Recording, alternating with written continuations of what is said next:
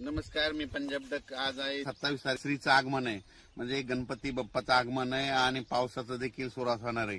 म्हणून शेतकऱ्यांनी हा अंदाज लक्षात. राज्यातल्या शेतकऱ्याला सांगू इच्छितो की तुम्ही काय करा, म्हणजे आता ना म्हणजे आज दुपारपर्यंत ऊन भेटेल त्याच्यामध्ये तुम्ही फवारणीची खताची कामे करून घ्या. कारण की राज्यामध्ये 27 पासून ते गणपतीचं आगमन, म्हणजे गणपती बाप्पाचं आगमन पासून ते विसर्जनापर्यंत राज्यात सांगायचं झालं तर पाऊस जास्त कुठं पडणार आहे. वर्धा, नागपूर, भंडारा, गोंदिया, चंद्रपूर, यवतमाळ, नांदेड, हिंगोली, त्याच्यानंतर परभणी, त्याच्यानंतर बीड जिल्हा, लातूर जिल्हा, जालना जिल्हा, संभाजीनगर, बुलढाणा जिल्हा, अकोला, अमरावती, हिंगोली, वाशिम, म्हणजे गणपती आपलं श्रीचं आगमन पासून ते 5 तारखेपर्यंत विसर्जनापर्यंत ह्या पट्ट्यामध्ये दररोज वेगवेगळ्या भागात दररोज पाऊस सुरू राहणार आहे. म्हणून हा अंदाज लक्षात घ्यायचा. आणि राज्यातल्या शेतकऱ्याला सांगू इच्छितो की राज्यात देखील इतर भागात देखील म्हणजे पुणे, म्हणजे कोकण पट्टीपासून ते मुंबई, इगतपुरी, नाशिक तिकडला देखील ह्या म्हणजे उद्यापासून 28 पासून पाऊस वाढणार आहे.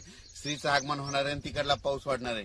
सातारा, सांगली, सोलापूर, कोल्हापूर तिकडे देखील काय होणार आहे, श्रीचं आगमन झालं की तिकडे देखील पाऊस वाढणार आहे. म्हणून बीड जिल्ह्यात देखील वाढणार आहे, कडाष्टीकडे पडणार आहे, अहिल्यानगरकडे देखील पडणार आहे, जळगाव जिल्ह्यात देखील पडणार आहे, धुळे जिल्ह्यात देखील पडणार आहे, नंदुरबार जिल्ह्यात देखील पडणार आहे, नाशिककडे पडणार आहे, इगतपुरीकडे जरा तिकडचा दररोज चालूच राहील. म्हणून हे लक्षात येतं.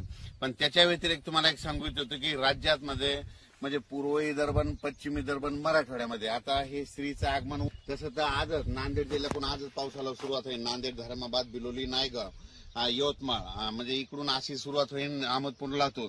तर ते काय होणार आहे तुम्हाला सांगतो, आजपासून ते 5 तारखेपर्यंत दररोज मराठवाड्यात, पूर्व विदर्भ आणि पश्चिम विदर्भ, मराठवाड्यात 7 जिल्हे आणि त्याच्यानंतर 11 जिल्हे, 16-17 जिल्ह्यात मात्र आता हे पाऊस जास्त राहणार आहे.